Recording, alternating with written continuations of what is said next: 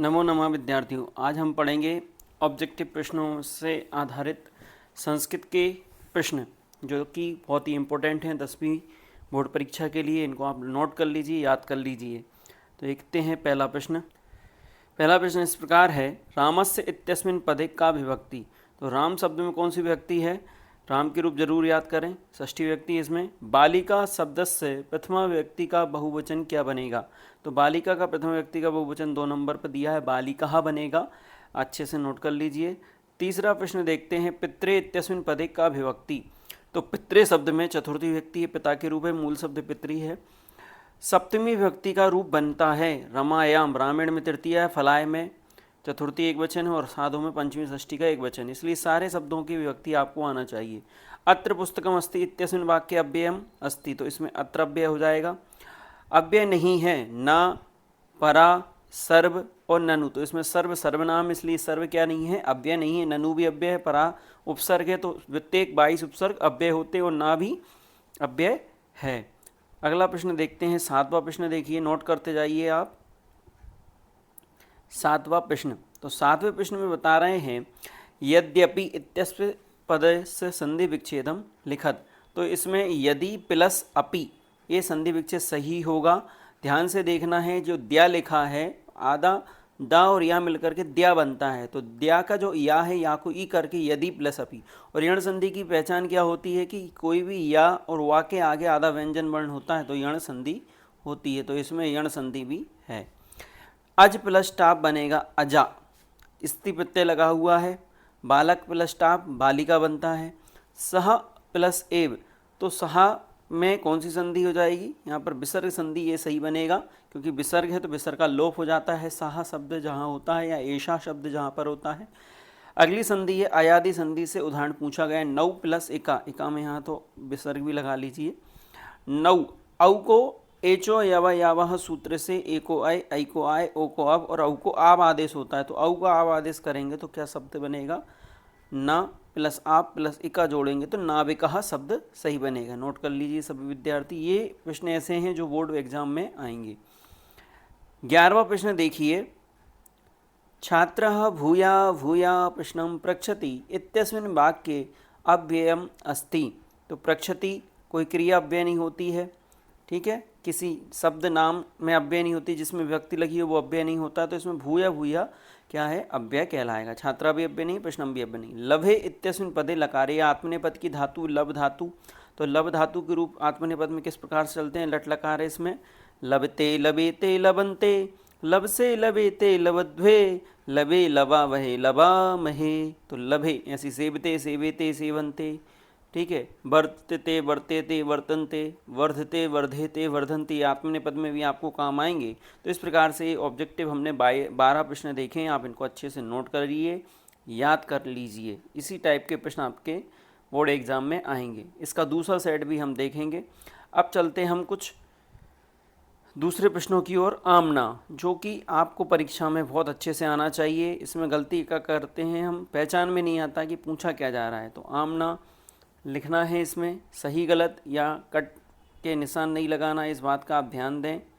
ऐसे निशान नहीं लगाना है, ऐसे निशान नहीं लगाना है, ना सही गलत लिखना है।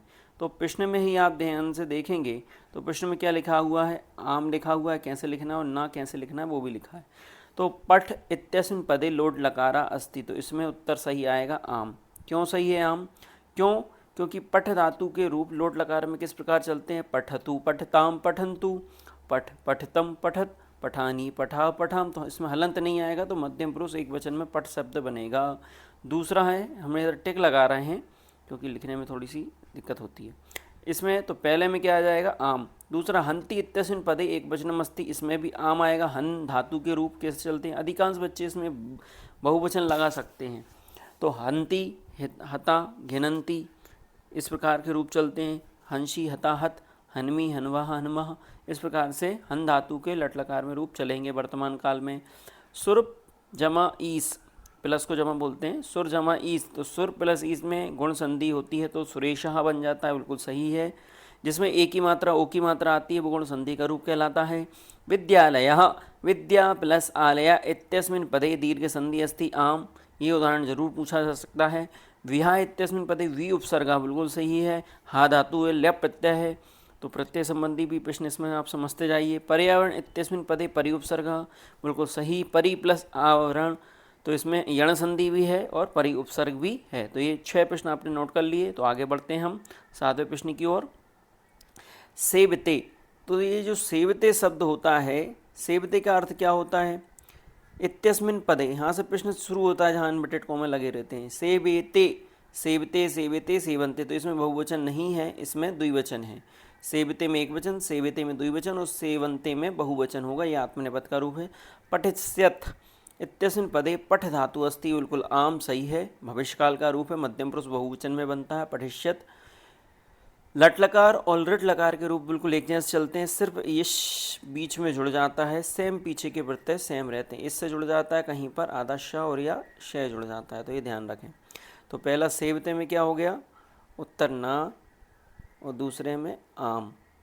तीसरा बदामी इत्यस्मिन् पदे उत्तम पुरुष आम, बद धातु के उत्तम पुरुष लट लकार में एक वचन में रूप बनता है। आ लिखाब, तो जहाँ पर भी आ कोमल लगा हो तो वो लंग लकार का रूप होता है। लिखाब, यहाँ पर बहुवचन नहीं है, इसमें भी द्विवचन है। लिखाम होता तो बहुवचन होता। आ लिखाब है तो लंग लकार उत्तम पुरुष द्विवचन का रूप बनेगा आ लिखाब। आचिरम गृहम गच्छ इत्यस्मिन् वाक्ये आचिरम अव्यय पद अस्ति, बिल्कुल सही आंसर है आम आचिरम। देखो प्रश्न जरूरी नहीं है ऑब्जेक्टिव में ही अव्यय पूछे जाएं, आमना में भी आ सकते हैं, खालिस्तान में भी आ सकते हैं, सही जोड़ी में भी आ सकते हैं। प्रश्न का आकार कहीं भी बदल सकता है। आपने इस वीडियो के साथ ही और भी लिंक आपको हमने डिस्क्रिप्शन में डाली हैं, आप उनको भी देखते जाइए। और भी वीडियो डली है। चैनल को अगर आपने सब्सक्राइब नहीं किया है तो कर लीजिए, लाइक कर दीजिए, और 10वीं के सभी विद्यार्थियों तक और 12वीं के सभी विद्यार्थियों तक इस वीडियो को अवश्य पहुंचा दें, जिससे उनको बोर्ड एग्जाम में आसानी हो। अंतिम प्रश्न है इसका 12वां। अधुना इति पदम अव्ययम नास्ति, तो क्या अधुना अव्यय नहीं है? अव्यय है, तो इसका उत्तर क्या है? देखो, अगर नास्ति में लिखा आ रहा है तो इसको अस्ति में पढ़ें। अधुना इति अव्ययम अस्ति, तो आम लिखते, पर नास्ति लिखा है तो अपन इसका उत्तर कैसा देंगे? ना में देंगे। ठीक है, तो इस प्रकार से हमने ये आमना वाले प्रश्न देखे, आप इनको अच्छे से नोट करिए, याद करिए। अब हम चलते हैं सही जोड़ियों की ओर। सही जोड़ियों में लिखने का तरीका आप लोग सबसे पहले सीखें कि किस प्रकार से लिखना है। तो जो इस लेफ्ट साइड में जो सबसे पहले लिखे रहते हैं, इन शब्दों को सबसे पहले 6 या 7 आपकी सही जोड़ी आएंगी, इनको पहले आप अपने पेज पर पहले अच्छे से लिखें, फिर उनके सामने एरो के निशान लगा दें। अब जैसे कि मान लीजिए द्वंद्व समास का उदाहरण है, तो इसी के सामने सही लिखा है पहले ही पितरऊ, कई बार सामने भी लिखा जाता है, तो पितरऊ बिल्कुल इसका सही आंसर हो जाएगा। तो इसमें अपन को क्या लगाना है? पितरऊ। तो इसका पहला सही आंसर क्या है? पितरऊ। दूसरा लिखा है कर्मधारय समास का उदाहरण है, तो कर्मधारय समास का उदाहरण देखो सब पढ़ेंगे तो अनुरूपम नहीं है, अनुरूप में अव्ययभाव समास है। नेस्यसी में नी धातु है, बिल्कुल इसी के सामने देखो, पहले मिलाते जाएं कि कौन कौन से मैच खा रहे हैं, तो वो भी अपन को सरल रहेगा। नए तत्पुरुष का उदाहरण है, तो नए तत्पुरुष शब्द का उदाहरण, अब इनमें अपन को जैसे मान लीजिए ऐसे ही लिख दिए, तो अपन इनके पीछे नंबर डाल के भी इनके आंसर ढूंढ सकते हैं। जैसे पहले का, ये पहले ही हो गया, पहले का पितरों के पीछे 1 नंबर डाल दीजिए। थोड़ा सा सही जोड़ी ऊपर कर रहा हूँ, पहले का समझ में आ गया आपको? पितरों।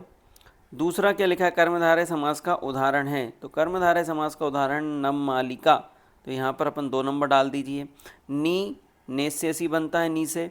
लिट लकार, भविष्य काल में रूप बनेगा मध्यम पुरुष एक वचन का रूप। नेश्यति, नेश्यता, नेश्यन्ति, नेस्यसी, नेश्यता, नेश्यत, नेश्यामी, नेश्यावा, नेश्याम रूप चलते हैं। नए तत्पुरुष समास का उदाहरण है, तो जिसमें आ लगा रहता है कॉमन, तो वह नए तत्पुरुष हो जाता है अनेकः, अविवेकः, अनर्थः। ठीक है, इस प्रकार से नए तत्पुरुष समास। विसर्ग संधि का उदाहरण है, तो जिसमें अवग्रह दिख रहा है, तो ये विसर्ग संधि का उदाहरण भी आपके सामने ही लिखा है। सेवते में लकार है, तो सेवते में लट लकार है। ठीक है, आपने यण संधि का उदाहरण, तो यण संधि का उदाहरण कौन सा है? इत्युक्त्वा। यण संधि का उदाहरण 7 नंबर इसमें डाल देंगे। बहुवीरी समास का उदाहरण है, तो बहुवीरी सबसे समास का फेमस उदाहरण क्या है? धसानन, तो इसमें 8 नंबर डाल दीजिए आप। आमने सामने ही लिखना है। अयादि संधि का उदाहरण है, तो अयादि संधि का उदाहरण देखिए कहाँ पर दिख रहा है, नीचे दिया हुआ है द्वापी, अपन अभी उसको देखेंगे। तत्पुरुष का उदाहरण है, तो तत्पुरुष में शरणागत आ जाएगा, शरणम आगतः। द्वितीय तत्पुरुष समास का उदाहरण 10 नंबर इस पर डाल दीजिए। व्यंजन संधि का उदाहरण असमान नगरात में हलंत लगा लीजिए लास्ट में, तो व्यंजन संधि का उदाहरण हो जाएगा 11। और अयादि संधि का उदाहरण सबसे नीचे दिया है, द्वापी अभी अपन खिसकाते हैं। और अनुरूपम नीचे 12वें नंबर पर लिखा है अव्ययभाव समास। तो देखिए अव्ययभाव समास का उदाहरण हो जाएगा अनुरूपम, और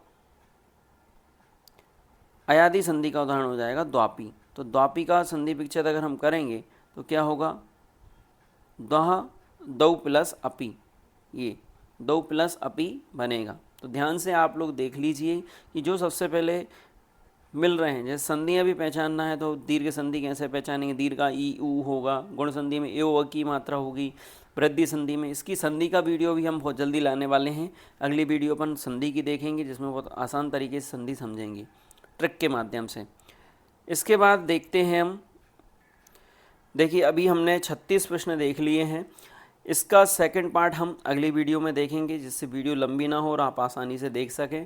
आप इस वीडियो को सभी विद्यार्थियों तक शेयर कर दीजिए। धन्यवाद। नमो नमः।